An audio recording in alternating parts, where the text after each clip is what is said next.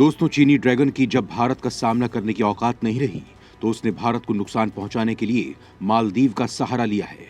उसने अपनी घटिया चाल चलकर भारत के खिलाफ साजिश रचने की कोशिश की है, लेकिन यहां भी वो अपने मुंह के बल गिर गया है और उसका सारा पासा उल्टा पड़ गया है। दरअसल मालदीव में चीन के शह पर भारत विरोधी अभियान चलाया जा रहा है, जिसका पूर्व राष्ट्रपति अब्दुल्ला यामीन नेतृत्व कर रहे हैं। उनकी मांग है कि मालदीव से भारत की मौजूदगी पूरी तरह से खत्म होनी चाहिए।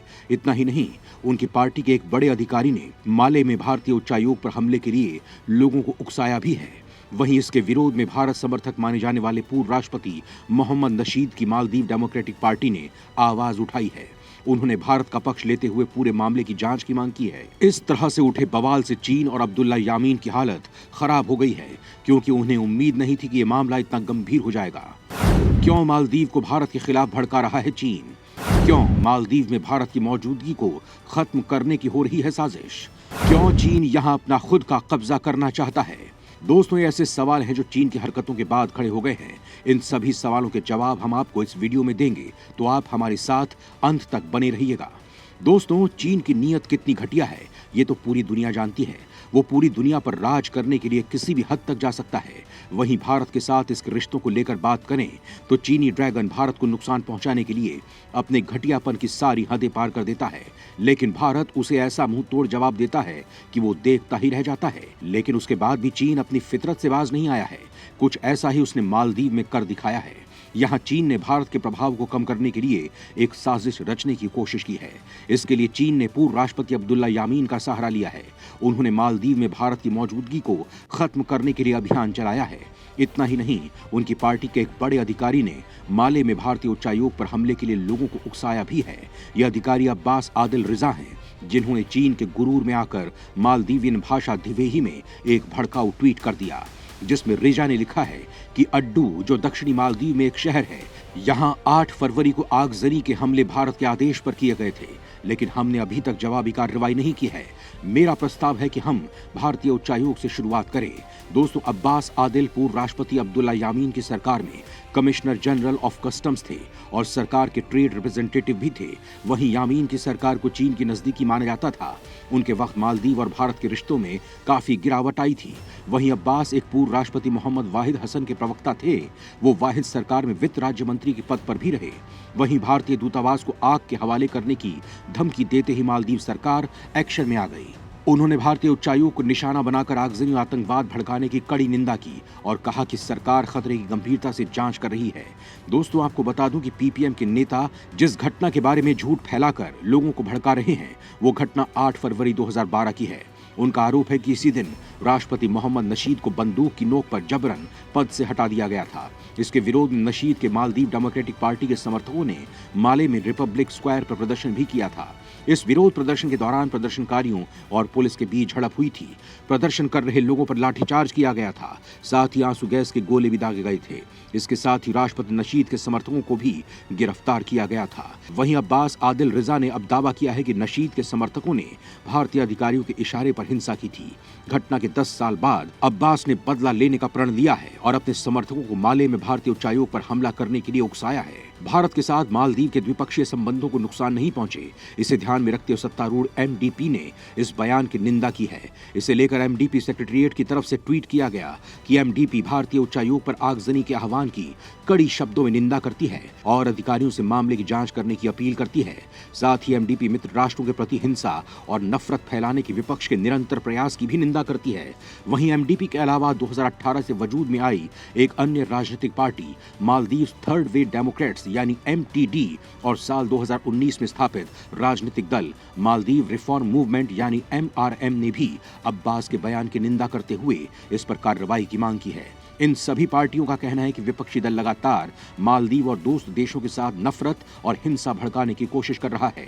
उनका मानना है कि भारत हमारा सबसे नजदीकी पड़ोसी है।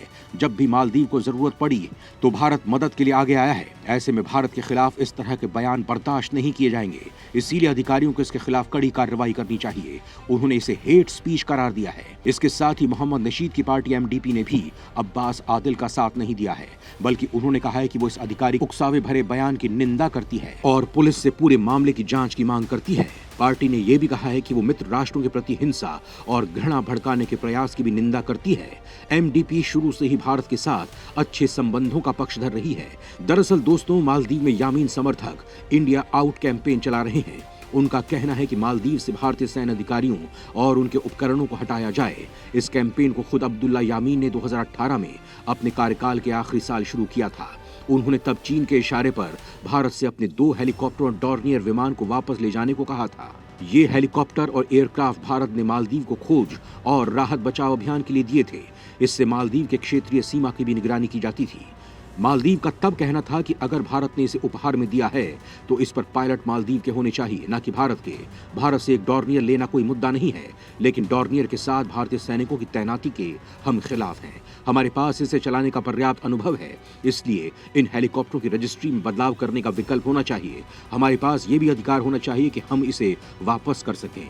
इस तरह की भारत विरोधी मांग भारतीय एयरपोर्ट ऑपरेटर जीएमआर को लेकर हुई थी और 2012 में जीएमआर को बाहर होना पड़ा था। इन सब के पीछे चीन का हाथ था, क्योंकि वो नहीं चाहता था कि भारत के सैनिक यहाँ रहें। दरअसल दोस्तों, चीन के लिए मालदीव सामरिक रूप से काफी अहम ठिकाना है।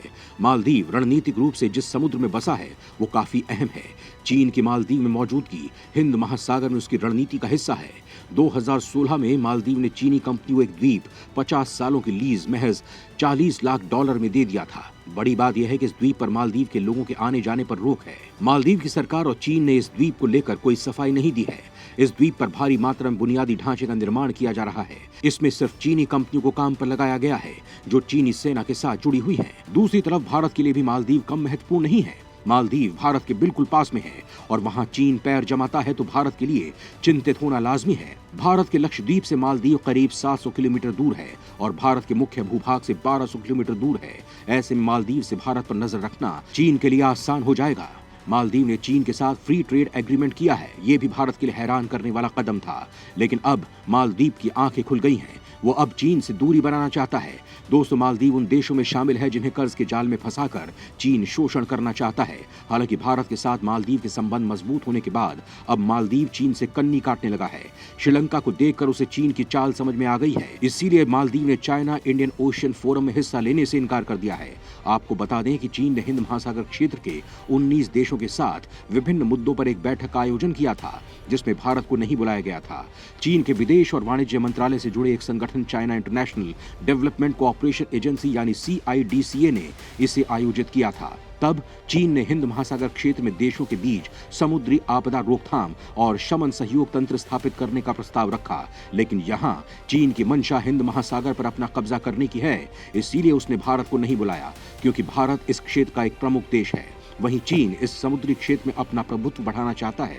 इस लिहाज से उसने पाकिस्तान के ग्वादर और चीन के हम्बनटोटा बंदरगाह पर कब्जा हासिल किया है। इसका मकसद भारत पर नजर रखना है। चीन नहीं चाहता है कि भारत ऐसी किसी भी बैठक में शामिल हो जहां पर उसकी वो काट कर सके, लेकिन चीन की इस चाल में मालदीव शामिल नहीं हुआ। दोस्तों, मालदीव और भारत के रिश्ते बीते कुछ सालों में मजबूत हुए हैं। इब्राहिम मोहम्मद सोलेह के राष्ट्रपति बनने के बाद से ही दोनों देशों के रिश्तों में मजबूती आना शुरू हो गई थी। अगस्त में मालदीव के राष्ट्रपति सोलिह भारत आए थे। उन्होंने भारत के साथ कई सहयोग समझौतों पर साइन किए थे। इसमें इंफ्रास्ट्रक्चर और कनेक्टिविटी के प्रोजेक्ट शामिल थे। जब से सोलिह ने राष्ट्रपति पद संभाला है वो 3 बार भारत आ चुके हैं, यानी कि यहाँ चीन की दाल गलना बंद हो रही है, जो भारत के लिए सही मानी जा रही है।